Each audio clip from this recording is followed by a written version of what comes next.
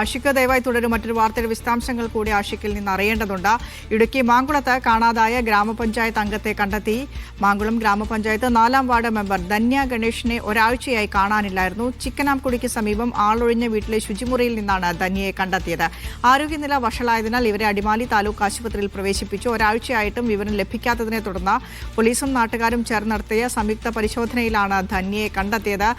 ആഷിഖ്, കഴിഞ്ഞ ദിവസങ്ങളിലൊക്കെ ഈ കാണാതായ ദിവസങ്ങളിലൊക്കെ ധന്യ ഈ ശുചിമുറിയിൽ ഒളിച്ചിരിക്കുകയായിരുന്നു, അല്ലെങ്കിൽ ശുചിമുറിയിലായിരുന്നു എന്നാണോ പോലീസ് പറയുന്നത്?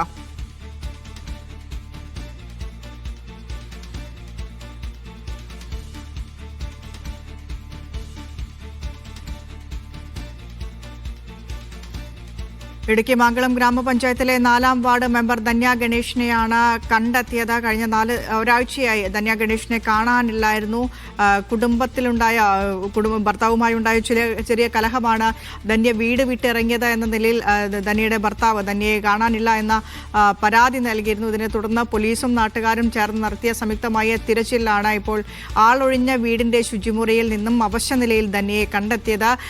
മുഹമ്മദ് ആഷിഖ് ചേരുന്നുണ്ട്. ആഷിഖ്, ശുചിമുറിയിൽ കഴിയുകയായിരുന്നു ഈ കഴിഞ്ഞ ദിവസങ്ങളിലൊക്കെ ധന്യ എന്നാണോ പോലീസ് പറയുന്നത്?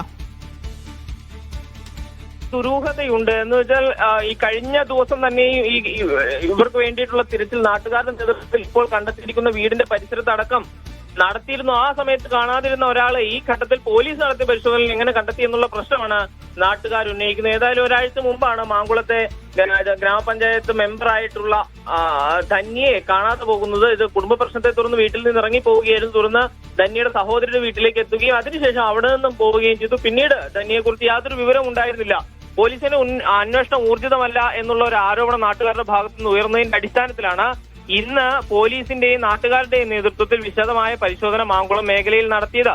ഇതിലാണ് ആ മേഖലയിലുണ്ട ഒരു ആളൊഴിഞ്ഞ വീട്ടിൽ വെച്ച് വീട്ടിലെ ശുചിമുറിയിൽ വെച്ച് ധന്യയെ കണ്ടെത്തുന്നതിൽ വലിയ ആരോഗ്യനില വഷളായ നിലയിലായിരുന്നു ധന്യ ഉണ്ടായിരുന്നു. ഉടനെ തന്നെ പോലീസ് തൊട്ടടുത്തുള്ള അടിമാലി താലൂക്ക് ആശുപത്രിയിലേക്ക് ധന്യയെ മാറ്റുന്നുണ്ട്. പക്ഷെ എന്താണ് സംഭവിച്ചത് എന്നുള്ള കാര്യത്തിൽ ഇപ്പോഴും അവ്യക്തതയുണ്ട്.